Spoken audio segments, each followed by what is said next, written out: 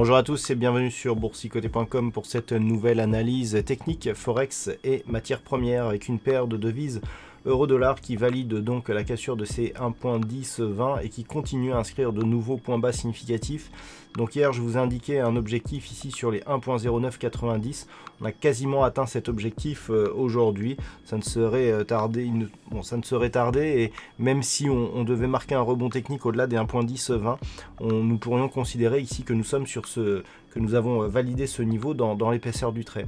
Alors pour bien comprendre les enjeux autour de ce niveau, on peut repasser en unité de temps daily pour constater, voilà, en fait on était ici sur une dynamique moyen terme qui était baissière, qui avait cassé ici la zone majeure des 1.0930. On a commencé ici à valider la rupture de l'oblique qui définissait la tendance, donc on a neutralisé ici cette dynamique, on a marqué un rebond technique. Mais ce rebond technique, si on casse ici la zone des 1.0990 qui est ici, eh bien on casse ici cette zone de support et donc on n'est plus sur une dynamique qui reste haussière avec une succession de points bas significatifs.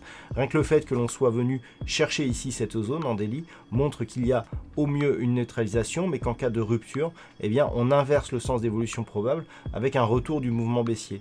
Et dans le contexte ici où nous avons cette impulsion avec ce rebond qui du coup ne sera que technique et un retour au moins sur la zone des 1.0930 mais potentiellement ici sur la zone de points bas significatifs qui avait été marquée à l'automne de l'année dernière, eh bien il y aurait donc poursuite du mouvement baissier, donc avec de nouveaux objectifs qui pourraient apparaître, sachant que nous sommes ici sur un mouvement moyen long terme. Si on regarde, on était parti ici de cette zone en 2018 et puis on serait vraiment sur une continuité de mouvement et d'un point de vue long terme, on a une succession ici de points hauts qui reste baissière et donc si on valide ici un nouveau point bas, eh ben on serait donc sur une continuité de ce mouvement. Donc attention ici au niveau des 1.0990.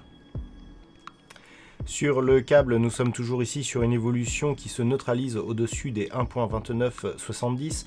Hier, nous avions observé ici justement le quasi-test sur cette zone horizontale. Alors d'un point de vue court terme, on est toujours ici dans cette petite dynamique baissière.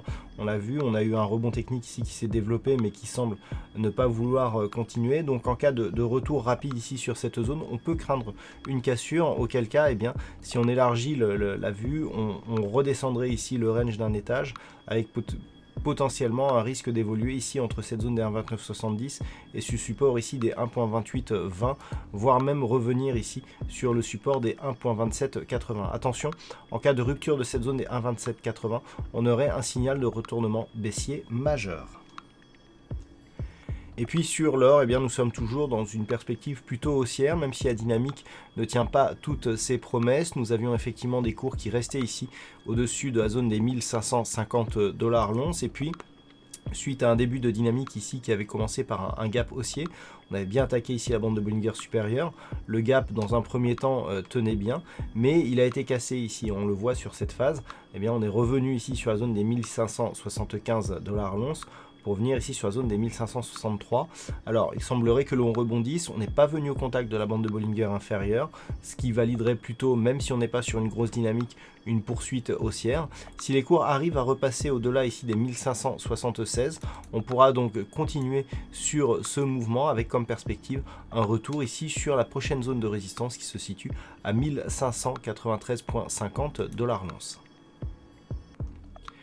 Et puis enfin on termine avec le WTI, un WTI donc qui est toujours en dynamique baissière suite à l'accélération ici qui a provoqué un test puis une cassure ici des 54,70, c'est très net ici sur cette phase.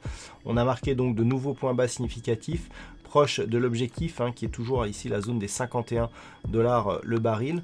Alors on n'est pas venu encore au contact de ce support, mais vous voyez que le rebond qui commençait à se développer a validé la moyenne mobile 20 exponentielle ici plutôt comme une résistance et que l'on est en train de repartir ici à la baisse. Donc l'objectif, surtout tant qu'on ne dépasse pas 54,70 à la hausse, est toujours la zone ici des 51 $ le baril. On peut noter d'ailleurs qu'en cas de dépassement ici de cette zone des 51, qui est une zone de support majeur ici que l'on voit en daily, il y aurait un risque fort d'accélération en direction d'un objectif moyen terme qui se situe à 42,50 $ le baril. Donc attention, en cas de poursuite ici du mouvement baissier, attention à une éventuelle rupture de cette zone des 51 $ le baril. Voilà donc ce que l'on peut dire sur cette analyse technique Forex et matières premières. Passez une bonne soirée, on se retrouve dès demain pour d'autres analyses techniques, toujours sur le site boursicoté.com.